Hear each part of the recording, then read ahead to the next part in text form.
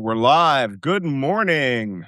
I'm Malcolm Nance. Welcome to Black Man Spy, U.S. Iran Warcast update. Today is day 26 of the U.S. Iranian war. As you can see, by the weekend, we will be pushing the first month of war. And believe me, from the way that I only get about 5 hours sleep a night and barely, uh, it feels like this has been a much longer than a month.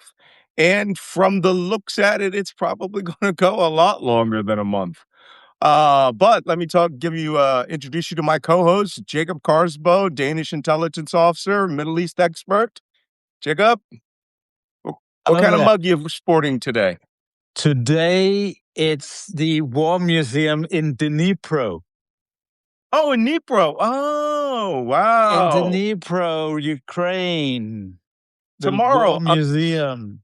tomorrow I'm going to have to show up with my Russian army issue captured mug that I have. It's their fancy stuff because we captured a headquarters. It had plates and coffee mugs. It's amazing. And our other co-host is Wajeeh. What? Just to say, if anyone is fancies going to a war museum, go to Dnipro. The train ride is fairly long through Ukraine, but as long as you stay covered, then there's no worries. Yeah, you might even be contributing to that museum. Wajeeh Lion, salam alaikum, welcome. Welcome. Thank you for having me. I appreciate Show us you. your coffee cup. You got it. Just the regular Italian painting. Oh, you're so dainty. So I have one too. I have my Prince Charles commemorative cup that my wife, that I drink out of. That was a gift. And for me, I'm using an International Spy Museum coffee mug, which I got because I was on the board. I was on the board of advisors for 10 years. Now they rotate everybody every 3 years. So I was on 3 times the amount of time that a person is on the board. But I'm still there. I'm still actually have exhibits in the museum, including a new one at the Spy Museum on the history of camouflage. And speaking of Dnipro Museum, in there, I have one of those handmade, it's huge. It's like 3 meters by 2 meters, a handmade camo netting that the people of Ukraine did just using old clothes. And it's actually really effective camouflage, camo netting. And that was the only place you got it. There was no military camo netting to be found in Ukraine. The civilians would just put up a netting on the wall, and when you'd walk by in the afternoon, you could come up and put on 5, 10 little knots and then go about your business. So the whole community contributed to these camo nets, and they're really awesome. I have one. I bought 2 back from Ukraine, and I have one, and I gave one to the Spy Museum. Okay, well, now that we all have our coffee, are we ready to face the day? Exactly. And we got plus 800 people on board already. So okay. I heard we got 2,000 yesterday. And for those of you who are here, let's do some administration before we start. That little heart button down there that you see, those little floaty hearts, if you touch that 5 or 10 times, it raises the algorithm to bring more people to watch us.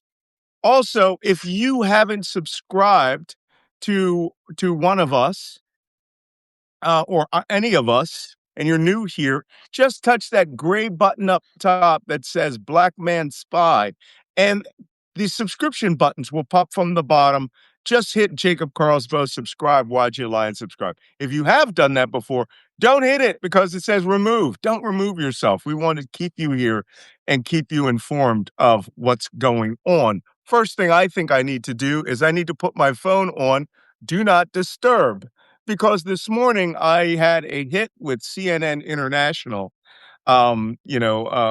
which from their team in Abu Dhabi, and I had some grim things to say. As you know, I'm not here to be an optimist. I'm here to give you, and we are all here to give you hard truths. And I find it very funny that Naval, who was one of Elon Musk's favorite guys on Twitter, on X. He interviewed me again yesterday for about an hour. And every time I talk to him, I practically leave him in tears, And he's so, but as I explained to him, hard reality is hard. We are not here to blow sunshine up your butt, right? We are here to give you the facts as they exist, as analyzed by two intelligence and one geopolitical geopolitical expert. We don't want to taint you with the word intelligence there, Wajeeh. But you're an expert in your own right coming from the region, and it's important for people to get that perspective. But what I find funny is that the comments on YouTube are awesome about me, man. I mean, just thousands of comments like, "You're the bestest, you understand." But the ones on X, it's like they have a paid troll factory, right? There'll be like 13 comments, and half of them will be, "He's not an expert, he doesn't know anything." And it's like, yeah, okay, thanks, Mike Bunch of Numbers, no picture.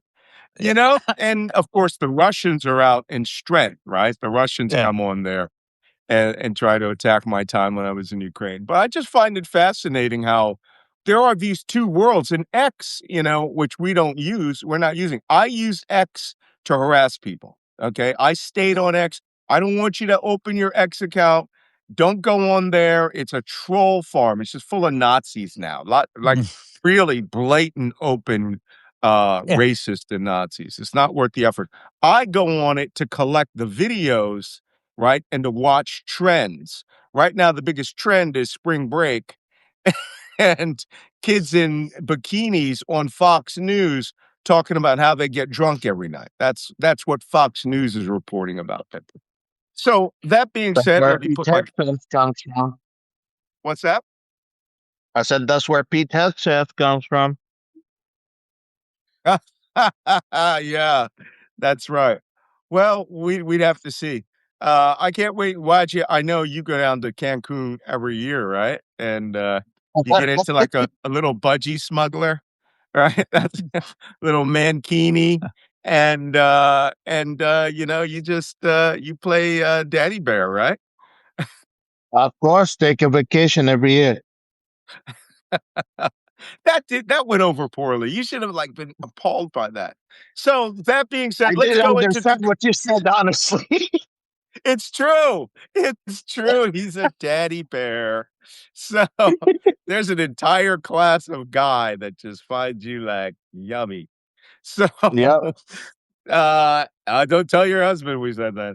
Okay, day 26 of the US-Iran war is really starting to look more like the US-Iran war. We're seeing less strikes by the Israelis in Iran, and the ones that they are related almost exclusively to ballistic missiles. The United States is now taking the lead in major combat operations. We are just like having a gap in reporting on Iranian deaths and casualties. It's frozen at 1,500, is likely to have gone up. 1,500 dead, 6,000 to 8,000 wounded. We don't know where it's at. United States military, 14 killed, 232 confirmed wounded. Israel is up 1 from 17 to 18, still 375 plus wounded. Iraq, when we saw it last, was it 56? Something like that. Okay, plus 7.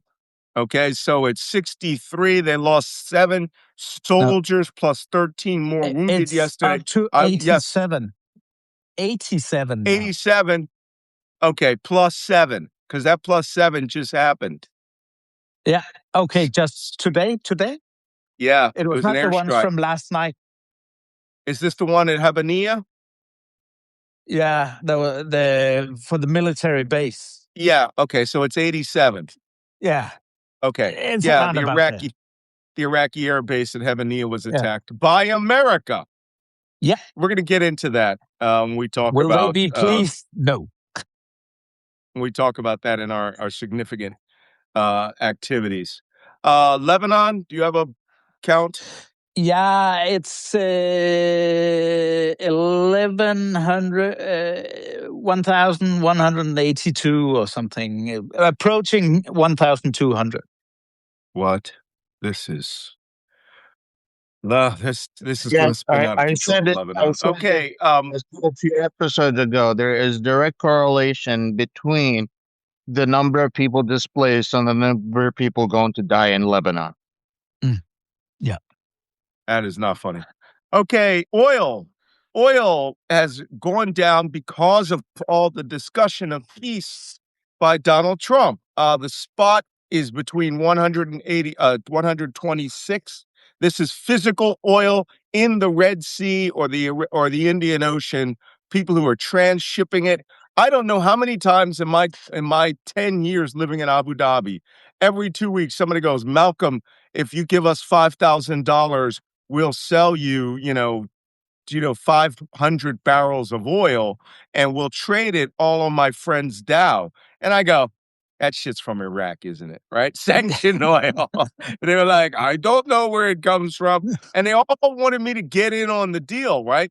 Loads of oil is being sold off of Dows and speedboats out there. I mean, it's just one of those things. Trucks that have, guys that when the pumps go off, there's bleed over. There are guys who will steal that oil, or go into oil fields at night and steal it, and then they sell it. So interesting. Right now, so the spot is at 126, down from 146, between 126 and 140. Brent North Sea crude is down from $112 to 99.67.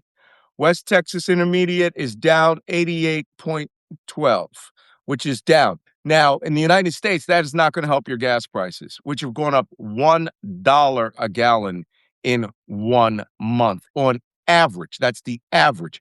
Many places have gone up $2. In California, as many as $3 a gallon. To fill my car was a month ago, pre-war, was about $62. I have a 20-gallon gas tank. Yeah, today it pushed, or the other day it pushed almost 100. They are profiteering off of this as well. Okay, you notice though that we now bring up the price of oil ahead of significant activities because this is not a military war anymore. This is an economic war. This is literally an oil war. More than arguably any other war that came before, this one's almost purely about oil. Yeah. So anybody have any comments on the price of oil? No, I mean, if you look at the market, it's quite absurd that they believe all that talk about negotiations, because it doesn't take a rocket scientist to figure out that that ends are not going to meet, and that this is likely to go on, and there'll be no relief around the Strait of Hormuz. Yeah. All right, let's go into significant. Go ahead. Wajeeh. I think that the future price of oil is very unstable. It's starting in the forecast for the third quarter and the fourth quarter. They're thinking it might go down to $90. They're hoping it would do so, but these are just the promises that Trump has been giving, and the world is just responding a little bit to it. We'll see. The Iranians keep saying that the Trump administration negotiations are happening. Meanwhile, Trump is saying, well, there are negotiations happening, and here's like what I want to have to see from the Iranians. So we'll see. The price lowering is based on the expectation that the war will end. Once that expectation becomes solid, we will have a good idea whether the price keeps going up or if the price becomes stable. Okay, good. Very true. Moving on. Let's move on to other SIG acts. According to Donald Trump, the war is over, but it's still going on. All right. I'm going to play the video later when we get into the diplomatic section, because now we've reached a place where I'm not sure whether this is just pure. I'm certain that this is mental illness masquerading as foreign policy. That's the way I put it. There's no continuity. 1 minute he says one thing, the next minute he says the other thing, and he believes all of them, right? So that's interesting. Okay, speaking of significant activities, there were 2 spectacular penetrations yesterday. So that's our new category after significant activity, are spectacular penetrations. So that was above Trademark. SIGEX. That's above SIGEX. That's before. That's Okay. But there were 2 really big spectacular penetrations yesterday that we're going to talk about because they were both significant. First, there was an FPV drone strike on the U.S. base at Camp Victory. It was done with those little drones. You put the goggles on and you fly it like you're in the drone. And they've struck 2 critical items. One was a Sky Sentinel air defense radar, and the other, which was worth hundreds of thousands of US dollars, if not more than a million. And the other was a UH-60 Black Hawk helicopter. And you can be sure they're coming back today. That was yesterday. It was a medevac helicopter, but I noticed they blanked out the red crosses on there. What I'm going to do is flip this around. You can see it. Well, sorry, Al Jazeera is doing it. There you have the spectacular penetration. Now, because it's like they have to motivate people to do jihad as much as like any military has to motivate people to join the war. These videos are very strong propaganda videos for people in Iran. They are. And this is the Hashab-Shabi. These are the Iranian-backed Iraqi militias. Okay, here's the other. That's the Black Hawk going up in flames. And right here is the video of the Sky Sentinel radar going up in flames.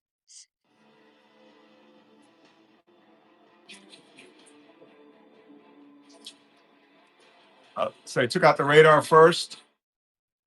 Now they're going after the helicopter. Because who's going to stop them?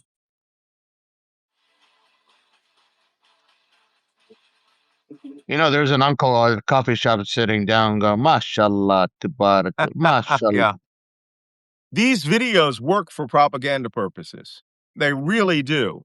And, also it's an example of how, by the way, I want to show this. This is them flying around the radar to check it out. By the way, there were 3 drones, multiple drones, one for that radar that exploded, one for the helicopter that exploded, and one videotaping both of those attacks. So just take a look at this real quick. There's someone asking who's doing what. The people who are flying the drone are associated with the IRGC. Yeah. And they're heading U.S. military base. Let me tell you something. These guys, I was in Ukraine. These guys are about to get an education if we land in Iran about what FPV drones really do, and we are not very good about it. Okay, now we have a new one, another spectacular penetration. Kuwait International Airport was struck last night by drones. One second. By drones, and they struck the fuel park. Does anyone notice a theme that's happening here? They are trying to destroy all of the fuel and liquids and lubricants that were paid for and purchased cheaply before the war. So by destroying the jet fuel park in Kuwait City, you have to replace that with rubber bladders of now the 3 times more expensive jet fuel if you want to do anything. And that airport's still open. So this is a Shahed drone. You can tell by the brrrr noise, right? On there. So just pay it. I'll just make this big so you all see it. There you go.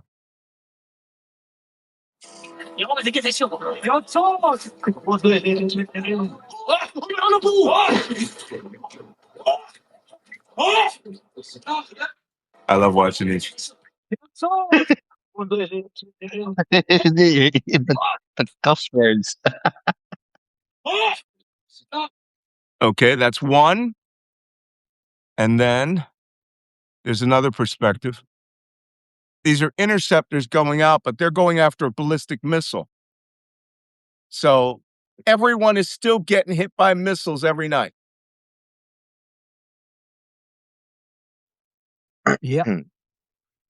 I think they slowed a little bit against the Gulf nations because they noticed that like the Saudi Arabia and the UAE just got pushed over the edge, and they don't want to push the rest of them over the edge to join the war. They just want to hit them enough to put an economic strain on the world economy, but they don't want to hit them too much that the rest of the Gulf nations join the war. Yes.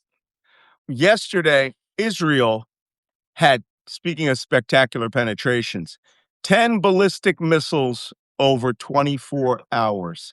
They are staggering them out. This picture that you're looking at is the Hadera gas-fired power plant. This is north of Netanya in northern Israel, right between Haifa and Netanya in northern Israel. I saw this one, and I've seen the other one, the coal plant down at Zakim, just really close to Gaza, like a kilometer outside of Gaza. These are huge power plants.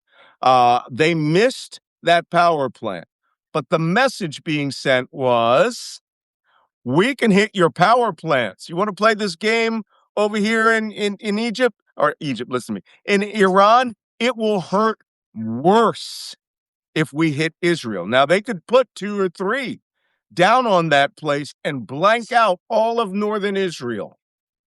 Haifa, black. So the message is being sent, we're now in this tit for tat, we can touch your power war, right? And no one has done it yet, full scale, but everyone is hinting that they have the capacity to really make things hurt.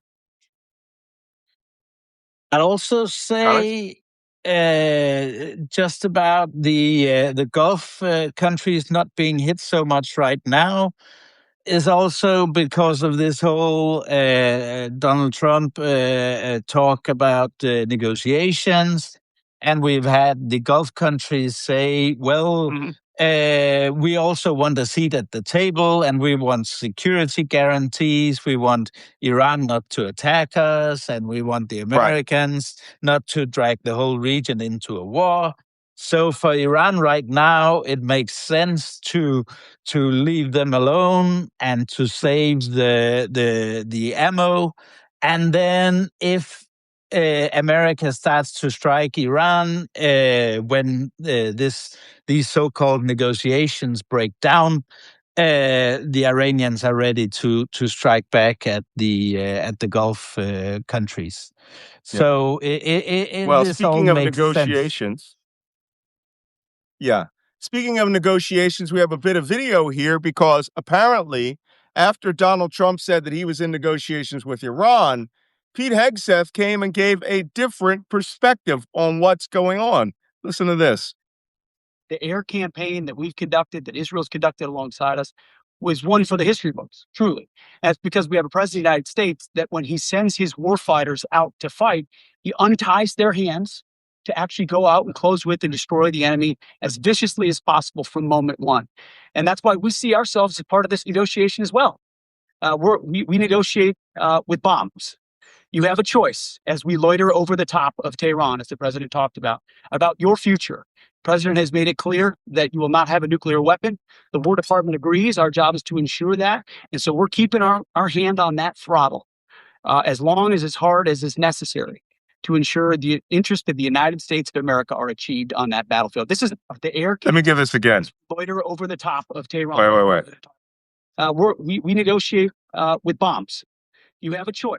We negotiate with bombs. Who is this idiot? I mean, good God, is it just, are they 5-year-olds? Is this like some bad episode of G.I. Joe, the cartoon? We negotiate with bombs. The war fighters. Their hands are untied. War fighters out there being as vicious and as mean. And it's like, what the hell? This guy will go down in history as the worst Secretary of Defense ever. The quicker we can get him to a cell in The Hague, the better. Yeah. Okay. That's All where he right. belongs. Yeah. I'm agreeing with you. I hope that the next president, if it's a Democrat, comes out and say, sorry, we are going to sign the International Criminal Court Treaty and Americans can be extradited, because it's very clear the U.S. court system cannot handle war criminals. No. Let me tell you what, Archer and Pete Hegseth has a lot in common. I don't know if you've ever seen Archer, Archer the the American. cartoon? Yep. No, So much. Archer's cool. Archer has been around. Okay, Archer has learned things. He's got an incredible ego, but he is actually very good. Archer accepts the cultures of other people, even though whether it's drinking scorpion whiskey from Thailand, which I've drunk, or rattlesnake whiskey from Cambodia. Look, Archer has some style. Okay. That being Yeah, said, let's move on to U.S. act. Let's I move have on a to U.S. question about activities. the strike on. I had a question about the Iranian strike on Israel. Did they use a cluster missile? And was that No. because the only reason they were able to get it? No? Okay. Some missiles, don't forget, there were 10 attacks yesterday. Some of them did use cluster, but the one on the Hadera power plant was a unitary bomb. One big explosion. Because they wanted to cause maximum damage. They used the cluster on civilian areas. Okay, this vessel is the USNS John L. Carey. It's a very strange-looking ship. This is passing Singapore. This ship is a special operations expeditionary support ship, right? Called an ESB. This vessel has on it, there's 4 U.S. Air Force Osprey Special Operations Penetration Helicopter, Little Bird helicopters from the U.S. Army, and MH-60 Special Operations Helicopter. Now, I'm quite surprised when I was asked on CNN today, they said, is this part of a plan, all of these movements, or does it appear ad hoc? This is an example of ad hoc. I had said a week ago, if they were serious about going to Hormuz, where is the Expeditionary Sea Base at? The ESBs. There was one in Gaeta, Italy that hasn't moved, right? Well, who is that supporting? Right? It's supposed to have spaces for like 200 SEALs and Rangers and Special Forces. This is the vessel for U.S. Special Forces at sea. One was stationed off of Trinidad and Tobago when they did Venezuela. We're flying helicopters all over the place. Why isn't this in the Persian Gulf? Apparently somebody said, oh yeah, we should bring up the Expeditionary Sea Base. And they don't bring it from freaking Italy, which is closer because they don't want it to be attacked off Yemen. They bring it from freaking Asia. Singapore is 10 days sailing. So mark it. Let's play that calendar. Today is what? The 7th? 25th, Yep. right? 25th.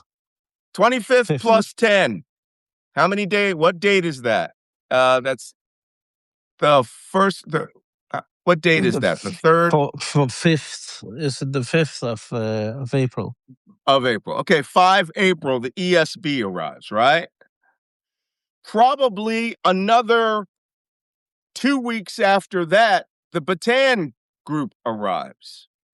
So now we're in mid-April. But I suspect the 82nd Airborne, which, by the way, this is the next segment. We're going to talk about U.S. deployments. The 82nd Airborne, 1,000 troops from the U.S. 82nd Airborne are moving right now to the Middle East.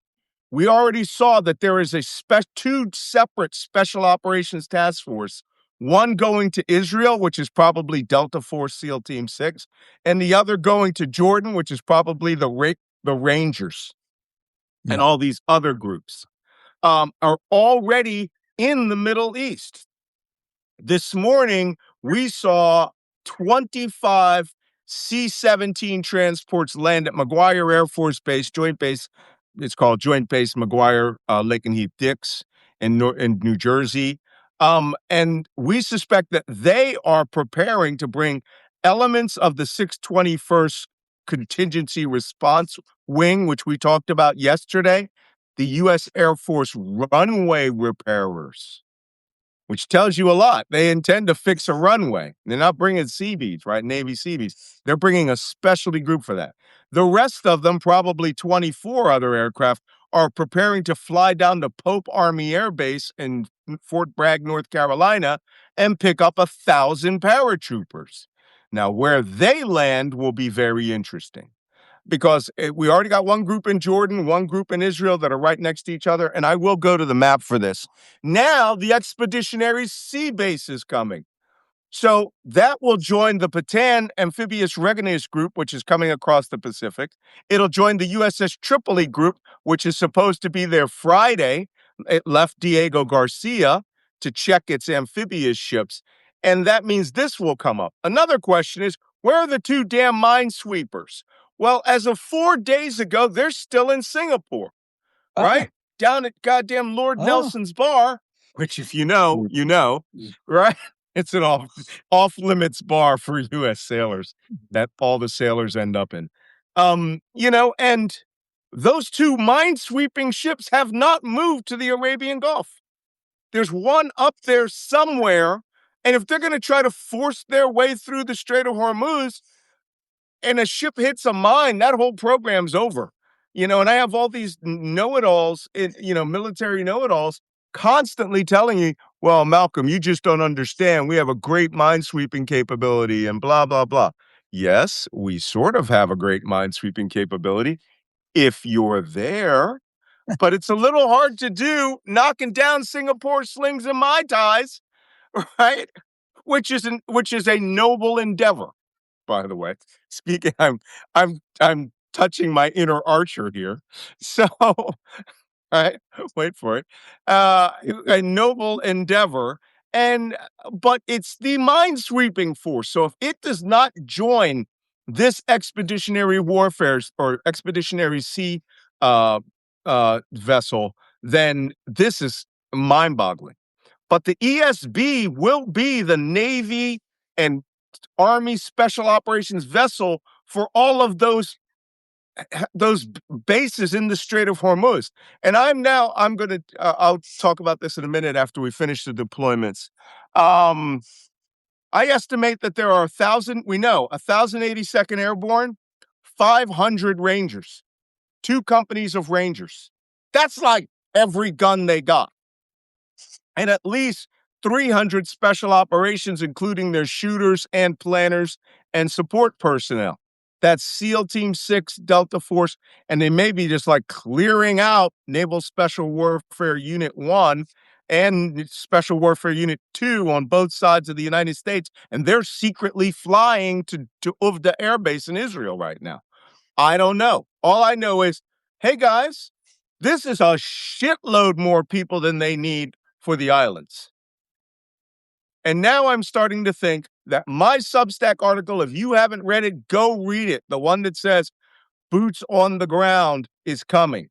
Well, now my next Substack I'm putting out today is boots on the ground is imminent. It's going to happen. We're not moving this for fun. Now I'm starting to think they're fucking going to Iran. They're going to jump into Iran. They're going to seize that fucking mountain. They're going to try to hold it for 5 or 10 days. They're going to clear a runway or repair a runway, and they're going to take out Ballistic Missile City there, or go into the former nuclear weapons storage facility and bring out fucking backhoes, because that's what I think that special contingency wing is for. They're going to fix the runway, but they're also going to be bringing out backhoes and bulldozers, and they're going to go into that facility. I think all 3 of my scenarios are going to happen simultaneously. It's all there. Otherwise, none of these people would be there. None of these forces would be moving. And here's the kicker. It seems like they just decided this a few days ago, like less than a week ago.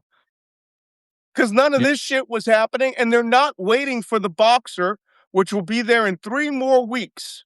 So 1, 2, 3 operations could be going where the Boxer will come in after the Tripoli group has landed in all those islands and then bring relief forces in.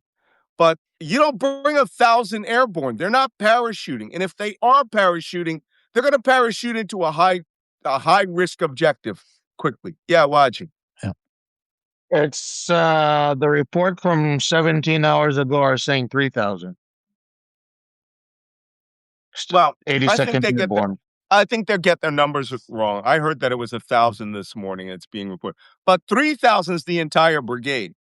All right, that's everything. That's from parachute riggers to headquarters units, logistics and supply. That's the whole ready brigade. The alert brigade right there is 1,000 parachutists. Their chutes are always packed, right? Their primary, their secondary chutes are always packed. They just fucking, they're on alert, which means they're doing their regular duties like, cleaning the toilets and making up their beds and go into range. And then when they get an alert, they drop everything. That designated unit heads to their HHQ, right? Their headquarters unit. They get briefed up at all their companies. The orders come down. They get their shit together. They get their loadout, right? They fucking draw live ammunition because they don't deploy without their ammunition on them. Full combat load, maybe double combat load, plus all their heavy machine gun ammo, missiles, everything. And that stuff gets put onto a pallet, and they take their backpacks and their weapons, because I saw it in Desert Storm, and they fly out to this base, Uvda, or probably Jordan for this one, depending on their side. If it's 82nd, I wouldn't doubt if it's Saudi Arabia, because they need a big-ass base for 1,000 guys. Yeah. But still, regarding the Gulf and the Strait of Hormuz, without those minesweepers, they can launch stuff from Saudi Arabia, Jordan, etc. But still, they have no minesweeping capability. And well, apparently one ship is missing, USS Canberra, which may be in the Indian Ocean. But what I suspect, because they're dumbasses that don't think shit through, all right, what I suspect is that they're going to place heavy emphasis on using the Sea King. I'm so old. Using the helicopters, right? What they call the Nighthawks, right? Nighthawk is a special mine clearing version of the Seahawk, and they drag behind it noisemakers, influencers, and they can actually wire cutters and do that. Now, when I was in Desert Storm, we had a massive helicopter for that, the MH-53 Sea Stallion, and that thing could carry cables that would literally cut the chains on mines. These Seahawks are only pulling a noisemaker and an influencer. And if they're depending on that to lead in, and maybe they'll bring in a derelict tanker, which is what we call a de facto minesweeper, run by the MSC. There's a lot of derelict tankers. They could just bring it up, and then the ships follow it. And that tanker will explode the mines. But if there's anything I've learned from hitting a mine and having been in another minefield when another U.S. warship hit 6 years earlier, is that mines, you can hit a mine and explode it, but the influence of it and the wave can push other mines out of the way while you're going by, and then they come back into position, which means the next ship can hit a mine. Yeah. Okay? So you're only clearing the width of that ship, right? Whereas real minesweepers, by the way, when I was on USS Tripoli, the helicopter carrier in Desert Storm, and we hit a mine, we were behind in a channel that had been swept by 2 British minesweepers and a minesweeping helicopter, and we hit a mine. Get it? No guarantee to any of this. No. And so that's why all of this is crazy. But these numbers, back to the story, these numbers, are for everything. The Marines could handle all the islands in the Strait of Hormuz from the Eastern SOH. Delta or some soft team can handle Karg Island plus all the gas oil platforms, like down near Farsi Island. There's GoPlats. There's GoPlats, a couple of GoPlats west of Hormuz. I'm sorry, Karg Island. In the Furshan oil field, that's where Farsi Island is. We saw those. We freaking seen the Rev Guard has men on those. They're going to blast them. We did it before. But what is the 1,000 Airborne for? What is 500 Rangers for? They go into Iran, y'all. And they're going to parachute in. I don't know. I guess they're going to be on a runway where they can all embark and debark, parachute in, and then fix a runway and then fly out. That would be exciting. What do y'all say? Yeah. Yeah, I mean, Spicy. but again, what do they want? What do they want to achieve? You know, they can't really achieve much. They can't open the Strait of Hormuz. They can't. It'll make matters worse, I think.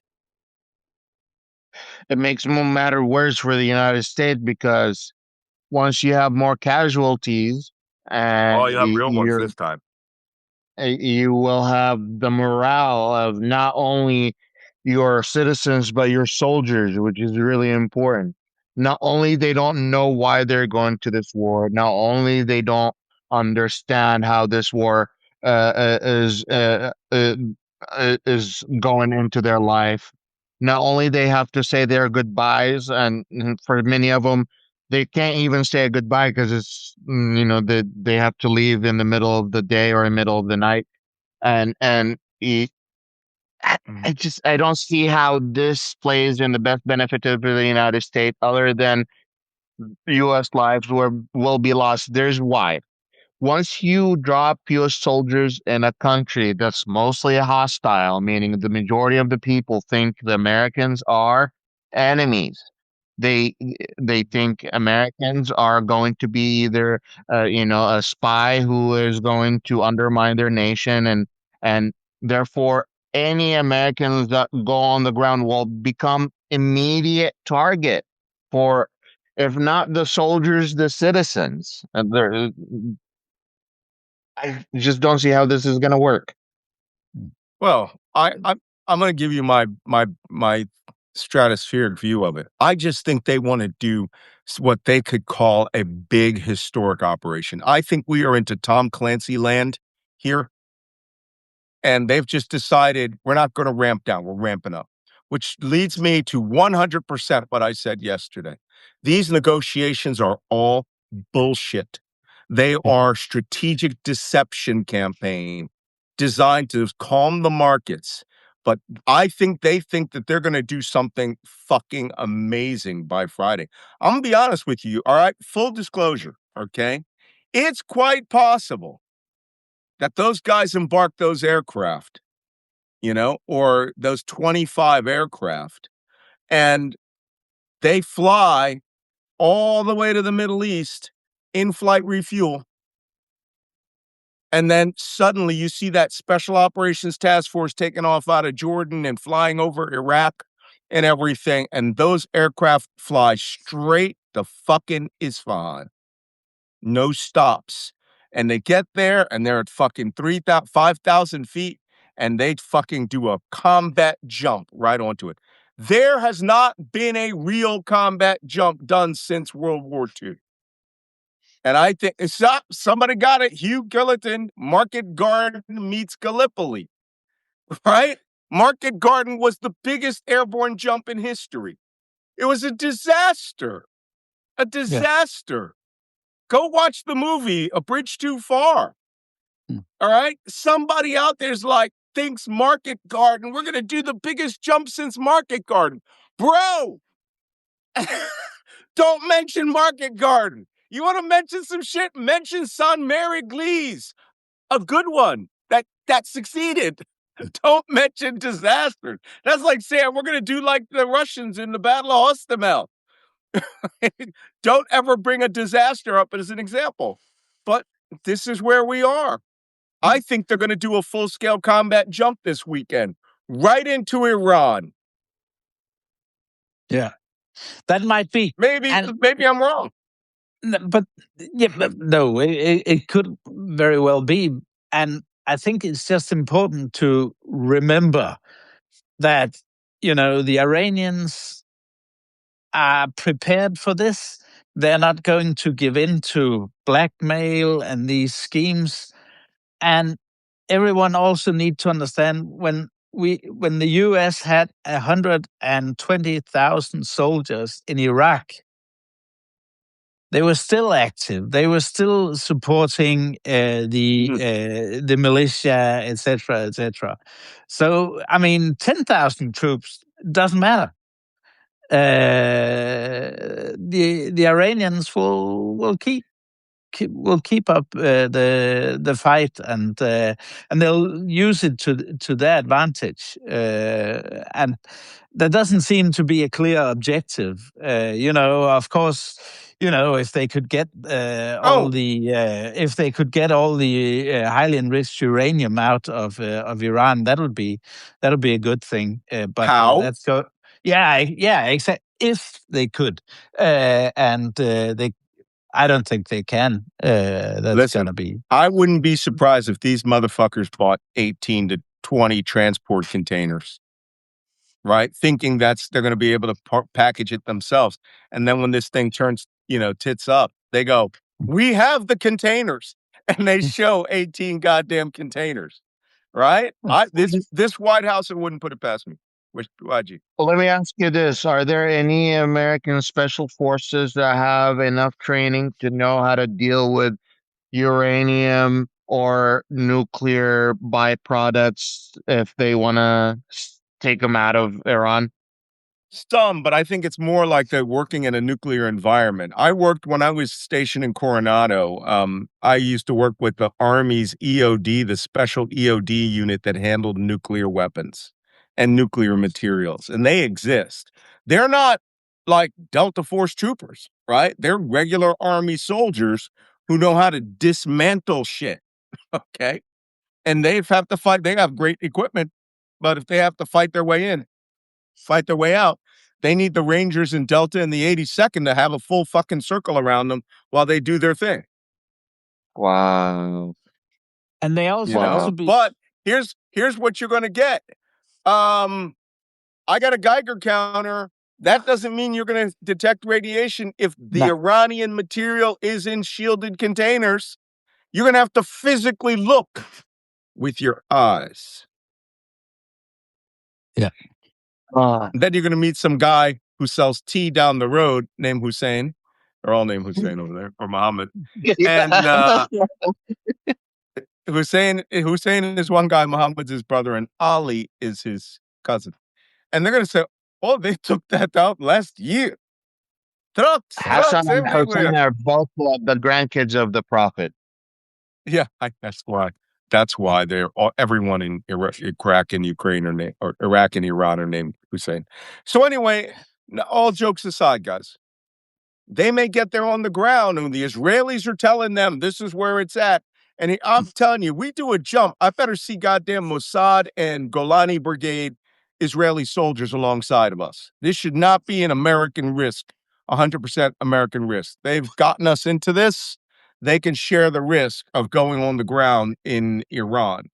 But, this is very, very high risk. And I'm afraid to say my assessment is they have come up with this plan by saying, you know what, this will look cool.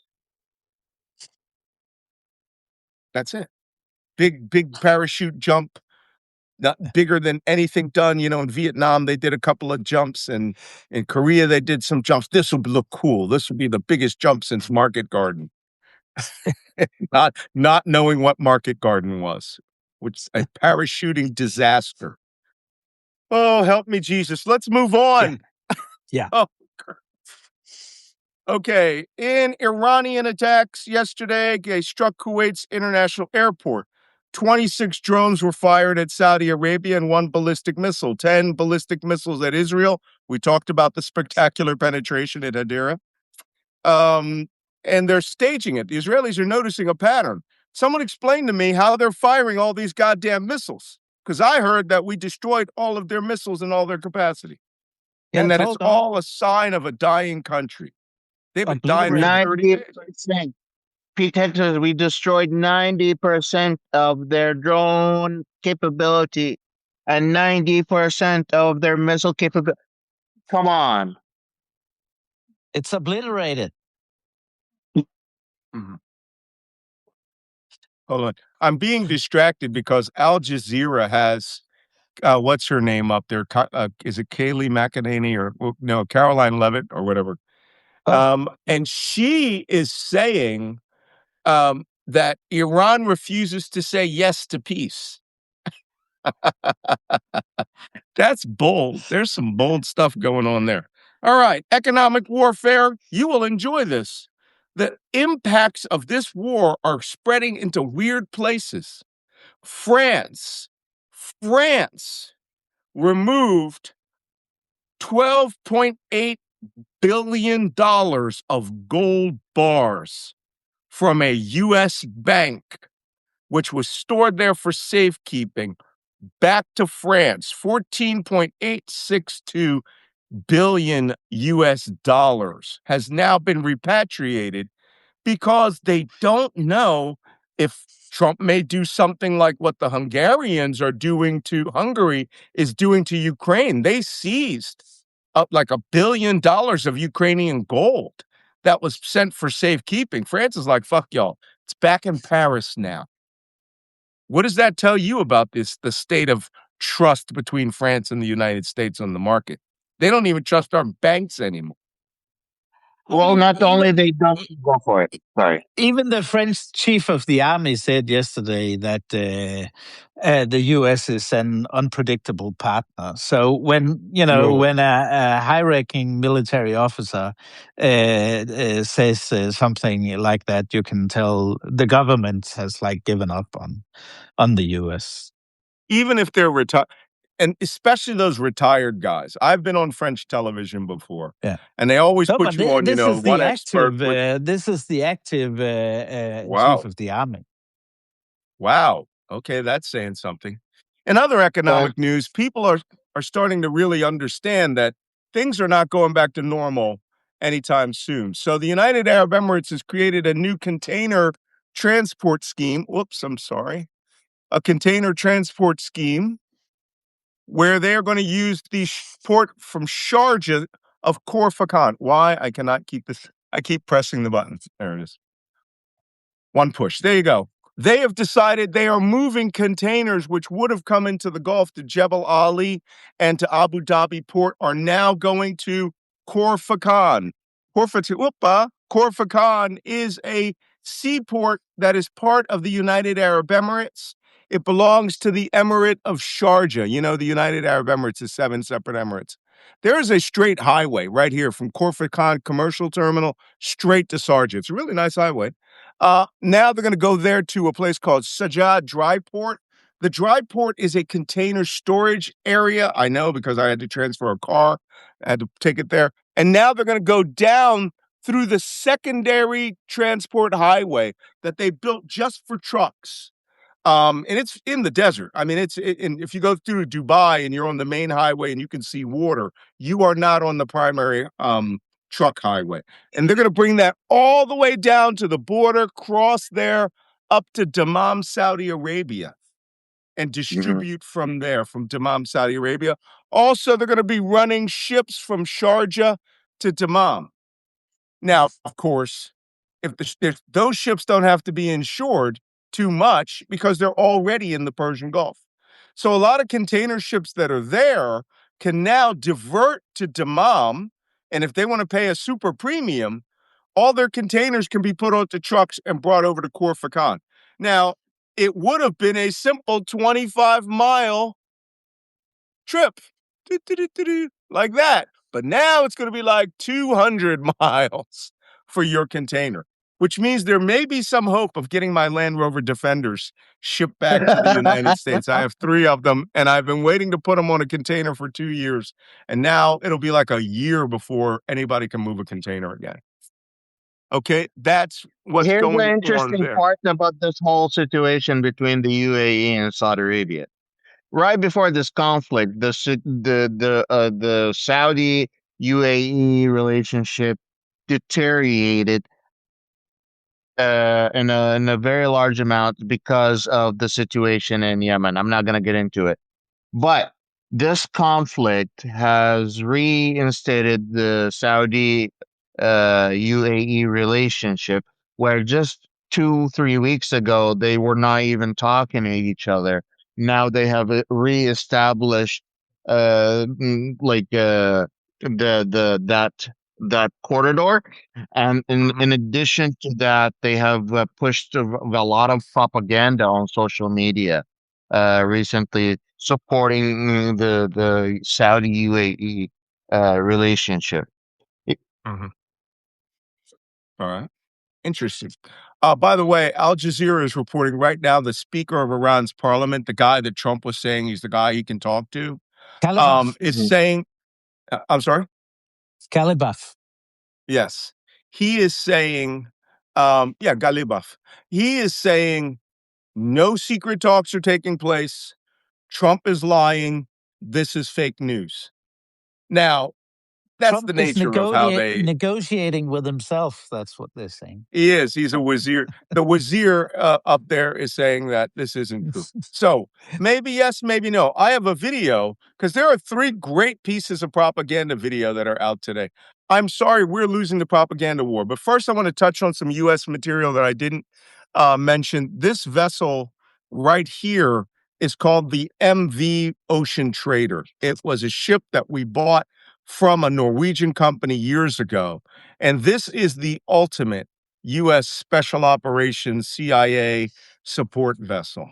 Last seen off of Puerto Rico and then down off of Venezuela. This is where like CIA paramilitaries and Tier 1 special national mission units, Delta Force will be on this ship.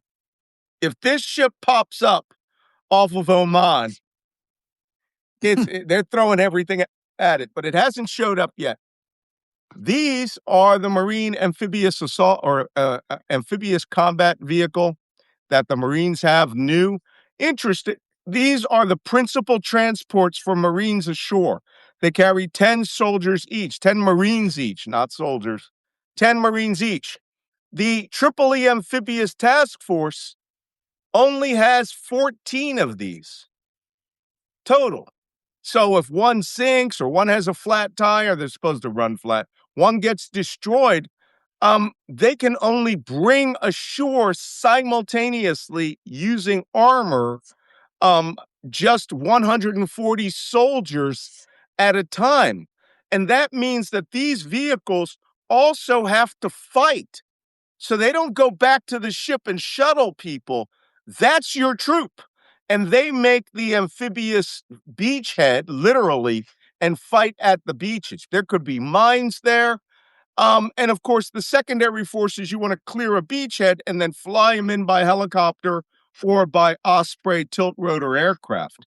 But I found it very surprising because I thought they would have, like when they were in Sasebo, Japan, with orders to get there, they would have been like, double up, guys. Nope. Standard 14. That's all. That's all they got.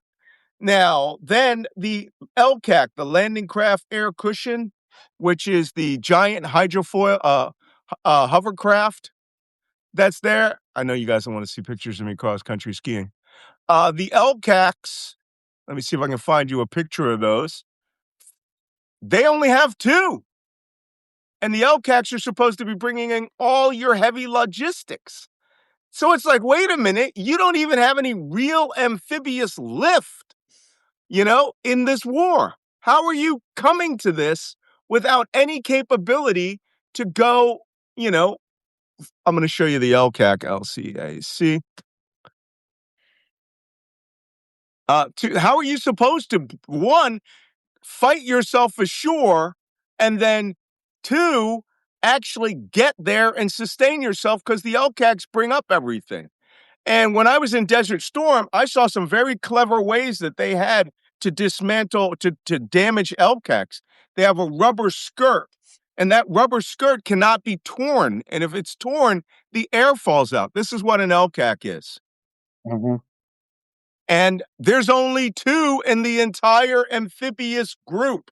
And that's bringing in all your food, water, ammunition after you've landed. And if you have these in full operation coming from ship to shore, they're very fast. You have only 15 days worth of food and materials. And if that gets damaged or destroyed, you're shit out of luck. Now, I thought when they were in Japan, they should have gotten 4. Nope, only got 2. And the Boxer ARG is bringing 2 more for 4 to manage 5,000 shooting troops. Did any of you give any thought to this? Because if we had really pre-planned this in a war, we would have had another ship bring 8. Right? We would be emptying the east coast of the United States for LCACs and other things to sustain the fight. None of that shit's happening. Nobody is doing that. Malcolm, So, question, Malcolm. mm, No, I'm not a military expert. Is 140 soldiers enough to infiltrate any Iranian beaches? well, I mean, that's the first wave. You would soften the beach up with artillery and all these things. 140 is a good start, but theoretically, the LCACs and other vehicles, those landing craft with the ramps, they call them LCUs. They only got 2 of them. So I guess they think they're going to fly in, right? Okay, you might be able to fly in, but you better hope that place is secure. All right, let's enough talk about that. Let's go to merchant activity. Multipass is in full swing. Multipass. Right now, 6 ships went through the Strait of Hormuz, came and left through the Strait of Hormuz yesterday. That's 6 times more than the previous day. They are all using the multipass toll booth here between Kashem and Larak Island and using the separation scheme. I call this the multipass traffic separation scheme. Not one of those ships is daring go through the main Strait of Hormuz. Iran now is planning on creating a payment scheme that $2 million for every ship. And this may become formal. Okay. Now imagine 130 ships having your security guaranteed by Iran. The $2 million per ship is actually part of the current negotiation. If it is part of the current negotiation, the current demands of Iran. They said they want the current control of the Hormuz, meaning they wanted to be able to charge whatever they want per ship crossing. Yeah. All right. So I want to play one more video, and then I'm going to get to the comedy part of this show because we need to lighten up here. We're already over 4 minutes over. So this is but Trump. we have one important issue we've What's that? forgotten, Malcolm. That's what happened in Iraq, because that's fairly serious. The fight, the U.S. base, the U.S. attacked an Iraqi military installation. Go ahead. Right here. Habaniyah. I've been to Habaniyah. Yeah, exactly. Do you know that air base has been there since 1915? They flew biplanes out of it. No, I didn't The know British. that. But it's important. Why is it important? The U.S. has been hitting the Iranian pro-Iranian militias hard, but this time they struck a Iraqi military compound. They're saying it's a military hospital, etc. I don't know about that. But anyway, it was the Iraqi forces. And that puts the government that was already really upset with the U.S. Is now even more upset, and we'll see what the religious leaders say. people should remember that the reason why we have the popular mobilization forces that have incorporated all the militias, etc., were because Ali al-Sistani, the Grand Ayatollah, came out with a fatwa back when ISIL was established. ISIS was established in this whole area. And that was what paved the way for that. And when you start striking Iraqi military targets, it could become a very big problem. Yeah, you could suddenly see the government of Iraq flip in favor of government of Iran at the pressure. Yeah. Don't forget, Iraqi is 85% Shia Muslim. 85% Shia, which means they're on the side of Iran, most people. By U.S. killing 7 Iraqi army soldiers. They did hit the hospital. I'm watching a video. There's a video where a guy runs back in and he's saying, as A-10 is doing a gun run on them. Yeah. And he says they hit the hospital, Mustashfa, right? Yeah. Oops. And an engineering building on a known Iraqi base that we built. Okay, go figure. I don't know what they thought, but this is a diplomatic problem extraordinaire. It could break our relations if this continues. Exactly. Okay, now it's time for first, I got to show the video of Trump saying the Iraqis or the Iranians are coming and negotiating with him. And did you know they gave him a very expensive present? That's what he said. That's what he said. Give us a present. That's what he said. Listen. The president arrived today. It was a very big present worth a tremendous amount of money. And I'm not going to tell you what that present is, but it was a very significant prize. And they gave it to us, and they said they were going to give it. So that meant one thing to me: we deal with the right people. No, it wasn't nuclear related. It was oil and gas related. It was a very nice thing they did. But what it showed me is that we're dealing with the right people. Because, it was amazing, actually. They gave us... Okay, analysis. I'm too stunned to talk. Analysis. Analysis. It's fucking nuts. Do something. That's not the only crazy thing he said in that press briefing. He said even something that threw the whole GCC under the bus. I don't know if you heard that, but Trump was asked about the UAE Saudi involvement and Qatar, and the UAE Saudi and Qatar was like, we're not involved. We have nothing to do with this. Trump was like, no, they're all part of this war. They've been involved since the beginning. Well, but somebody explain what this present is that's oil and gas related. Somebody give him a refinery? Did somebody name the Donald Trump, J. Trump gas oil platform? I think a tower with the Trump name. A tower. For 1 second, I thought you said Towla. A backgammon board. And new Ayatollah Peace Prize. The Ayatollah. That is the new. I'm going to draft that up. I'm going to get ChatGPT we forgot to mention that yesterday was when he said, in questions to the CNN, he said, I'll control the Strait of Hormuz. And the CNN journalist asked him, but will you control it alone? No, we'll control it jointly, probably. Yeah, with the Ayatollah. With the Ayatollah. And probably, I don't know who the Ayatollah is, but maybe a new Ayatollah, just some Ayatollah.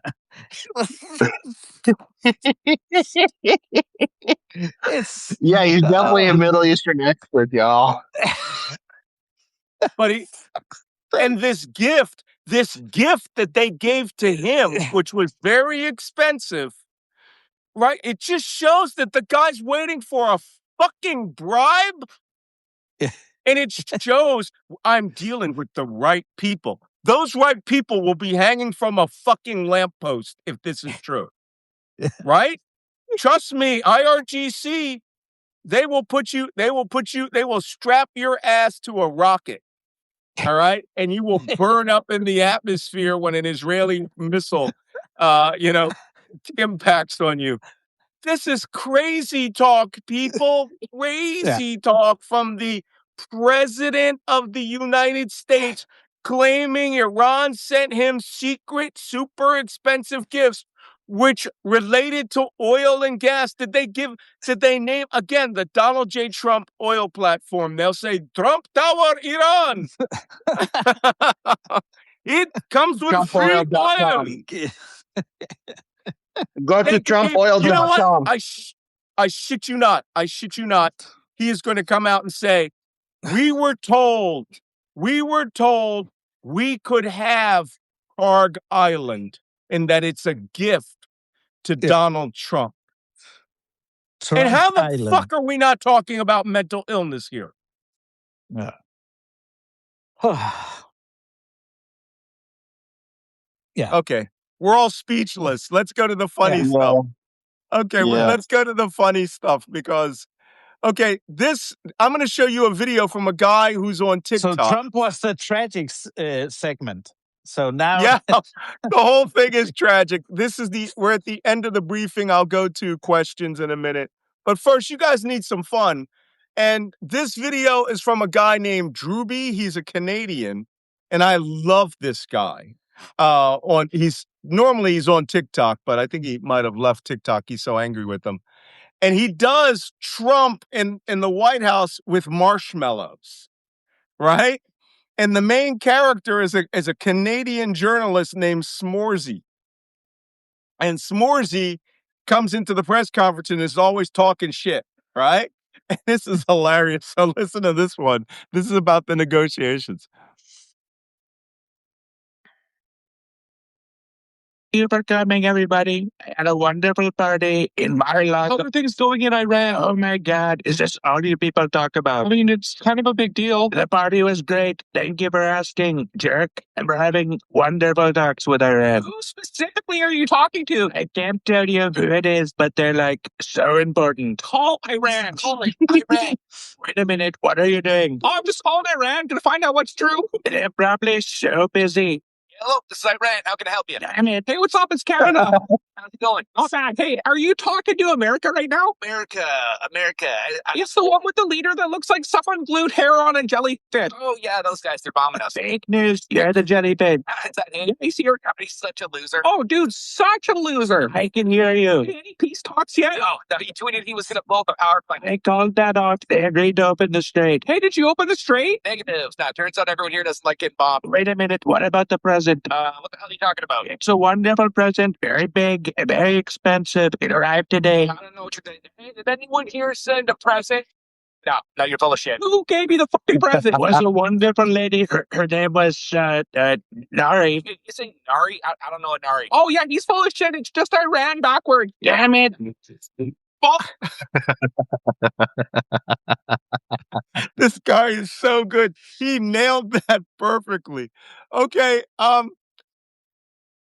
Iran is so good at trolling Trump. I'm saying this as an intelligence professional. They have won the propaganda and meme wars. There's nothing out there, other than, for the Americans, the towel head pictures that they insult people with.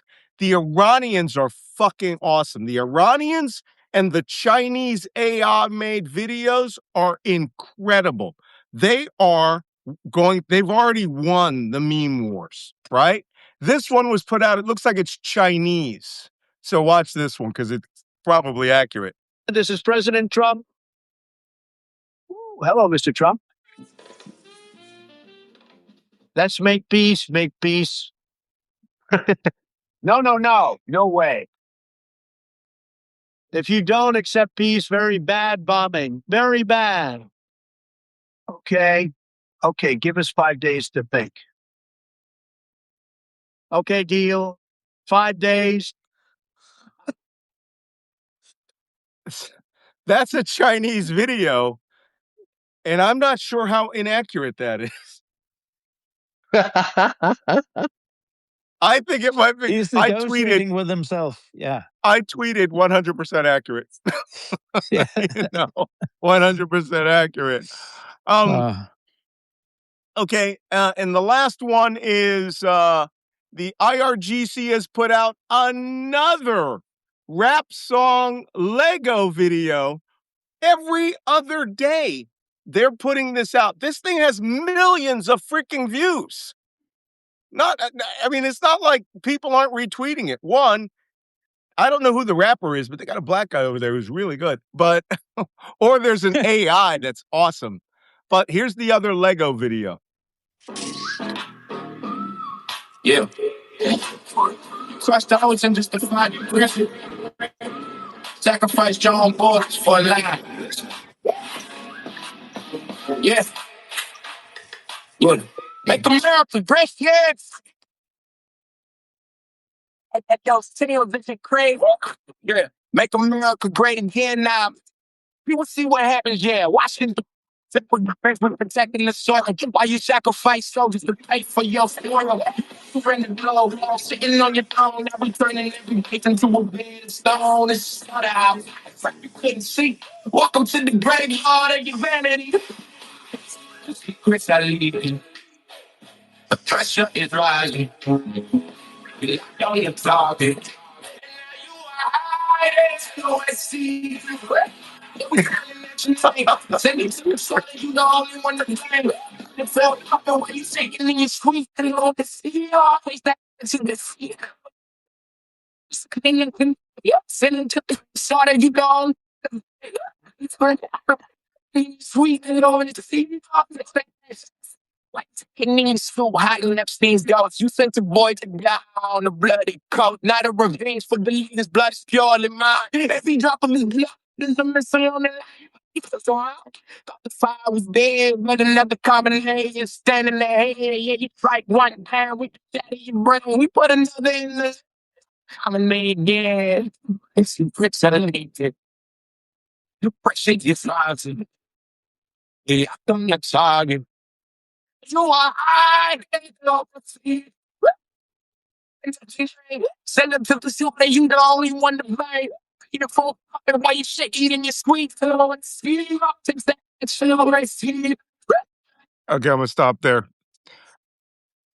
Remember what I said the other day that I do a podcast with Michael Cohen. I did a podcast with Michael Cohen and Lev Parnas, who worked for Trump personally.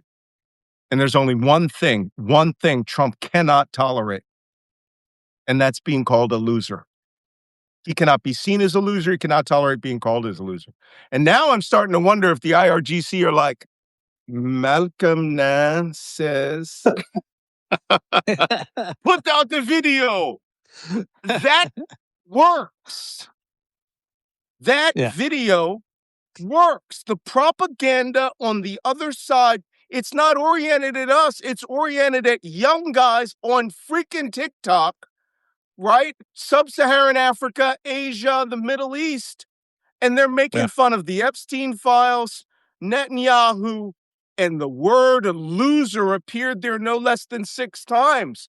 The refrain is LOSER. This is serious proper. No, if somebody said, Malcolm, you got $1 billion, I'm going to let you loose in a full-scale propaganda war, what would you do? I'd be like, I'm hiring that guy. Whoever did it, I may have to use the CIA to get him a passport. But the point is they understand the audience that will be watching this on TikTok and YouTube and Instagram and Facebook. And it's entertaining. And worse, some components of it are sort of accurate. They've got this guy's number. I haven't seen the United States put out anything. We have a psychological operations command. I don't know what they're doing, but they ain't doing this. They're probably, I have a friend in PsyOps. They're probably drinking coffee and laughing their ass off at Iranian videos. But without orders, they're not going to come up with nothing. What do you guys think? Well, Back in the day, they've got plenty in Hex's briefings because they think as they keep repeating lies, they think it'll become the truth, and then they don't think that some of the intelligent stuff is necessary, I guess. Mm. I think Okay. like the United States used to do or used to have a good propaganda game where they pull out some movies, pull out some cartoons, especially back in the day. Yeah. Uh, we have learned from that and we have copied that. And it's kind of surprising to us that that has fallen through the cracks in the US. It just shows that the nationalism slash patriarchy that used to play a large part in the media in the United States with coherence with the US government is no longer there. Oy. Also, and people aren't doing it spontaneously, that, they're making funny videos and all that stuff. This is the most are you aware that by statistics, this is the most unpopular war in American history? And that's saying something. We did some dumbass wars, right? Yeah. Spanish-American War, but since the news does not move at the speed of a printing press and a telegraph wire, you don't have time to gain a sentiment. This war is just immediately unpopular. I think it's like a 29% approval rating. Yeah. So let's go to the questions. We have a lot of questions, and there's a good one. I'll let you guys let you take a shot. Jacob, our good friend, mother of Yorkies. That's a name that just kills. Do you think the Port Arthur fire at the refinery was an attack, and the U.S. Valero are covering it up as an accident? I don't know. I Any of you don't know. guys think? I can't say. Coincidence takes a lot of play. Yeah. You frozen, Malcolm. Iranians hacked you. Or is Yeah. it Trump this time? They took all the good ideas about psyops and then they turned him off. And he's gone now. They switched him off. Okay, I think Malcolm is gone and he can't log on when he's gone. He cannot log on, so So we should turn yeah. this off. Yeah, we've gone on for a long time.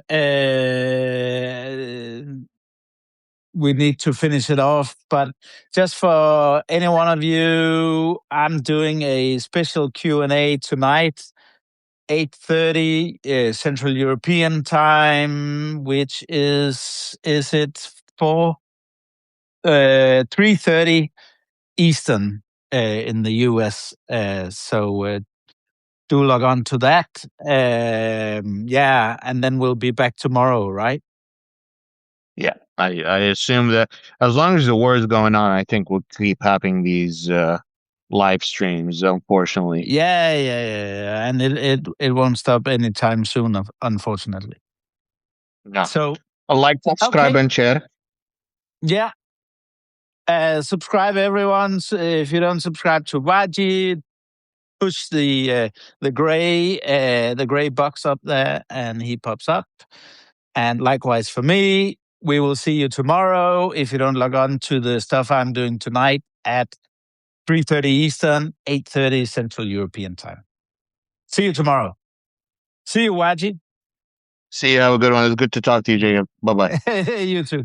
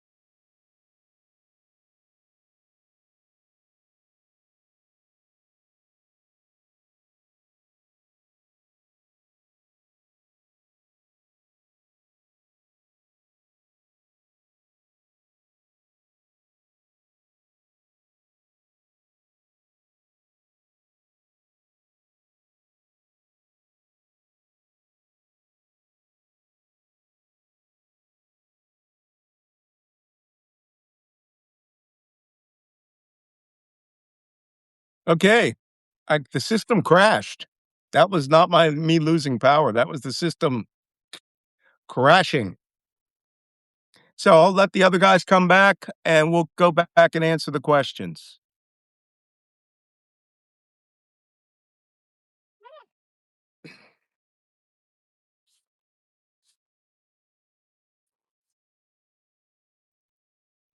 Just give it a minute. You guys go get a coffee. We've got about 20 questions and we're going to give that. Holy cow. This is one of those 2-day shows. We'll let the other guys come back, but let me bring up the questions that we had before the crash. All right, there they go. Sorry, we had a systems crash. I think That was not me kicking out. we did end it up over there, and it was like, subscribe, and share. Yeah, it froze. Did it freeze for you? Because my thing showed that Substack was there, and I had to reinsert myself into Substack. So it happens, but which is fine. We're going to take a couple of questions, and then we're going to go on. Waiting for Jacob in the meantime. So Doug Minter said, my unit cleared the first 2 minefields in Kuwait. Doug Minter, you let me down. I hit one of your mines. Do you think the big issue are sea mines, no matter troops on the ground? I think mines are the trump card, no pun intended, Femper 5. Oh, he's a Marine. Oh, he did mine clearing. He was EOD. Yeah, mines are the trump card in this war because you don't know them till you hit them or detect them. Let me see. What percentage of military families are MAGA and will they revolt once they figure out the game he is playing? 43% of the armed forces did not vote for Trump. 43% of the armed forces are people of color. So, what are you looking at? 57% voted for Trump. I don't know how they're going to react. Do you stand by your comments? This is from Elovax. That last one was from Mother of Yorkies again. From Ecovax. Do you stand by your comments yesterday? Will U.S. troops parachute into one of the islands in the Strait of Hormuz by this weekend? No, not parachute. I think the parachuting, as I said earlier, is for something completely different. I think that the Marines are going to helicopter in, but parachuting, it's too big. The numbers are too big for what they want. By weekend, entirely possible because Trump timed this so that it would expire when the markets close on Friday. That gives him 2 days to manage whatever's going on in Iran without impacting the market. Do you agree, You're Wajeeh? still cutting off, by the way. Am I? Yeah, now you're back. Oh, You're rubber banding a little bit. Okay. Okay, rubber banding. I said I don't. It's quite possible they could attack by the weekend because the markets are closing at the deadline, and it gives them 2 days to do whatever they want till the markets open again on Monday. Makes sense. Makes sense. Can you hear me? Yeah. Does it make sense? Yeah, it makes sense. Okay, it's possible. Let's go to the next question. See if I can find one for you. Wajeeh, which of their clients will the Qataris turn on first, Trump or Hamas? Oh, they've already turned on Hamas, haven't they? Yeah, they've already turned on Hamas a while back. They kicked the leadership on the basis of American requests from Trump. Back when the Trump administration just got in power, and or are they asking which one of the GCC is going to turn against the U.S.? Yeah, I think that's what it is. Do you think Qatar is going to turn? They already have. They all have kind of already turned against the U.S. in one way or another. They've started looking for different. They've started looking for different places to get protection. They started looking for different places to get their economic resources.